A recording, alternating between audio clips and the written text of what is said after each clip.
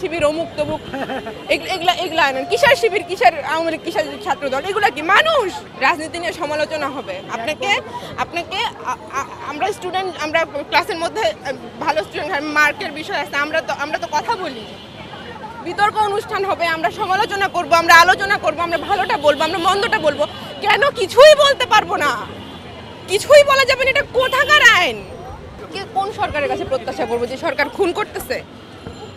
হ্যাঁ, ভয় পাইতেছেন আপনারা? এখন আপনারা তো এগুলো কিসের ভয় পাইতেছেন ভাই? মায়েরা ফেলুক, যাই কি করবে? তুলে নিয়ে যাবে, যাইতেছে তো 16 বছরের বাচ্চা, 4 বছরের বাচ্চা মারা যাইতেছে, তখন আইসা আপনারা হইতেছে অজুহাত দেন যে কি অমুকে তো তৃতীয় পক্ষ গুলি করছে। আরে ভাই, তৃতীয় পক্ষ এগুলো কি? মানুষ মারা যাবে কেন? ছাত্ররা তো কাউকে মারার পক্ষে না। ছাত্ররা কি গিয়ে পিটাইছে কাউরে?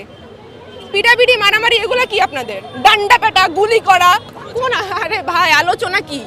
এতগুলো মানুষ রাস্তায় নাইমা আসছে এই সব ইয়ের মধ্যে, আপনারা আবার আলোচনা? যারা মারা গেছে তাদের খোঁজ নিচ্ছেন আপনারা? এখন মরেই তো গেছে তাদের ফ্যামিলি।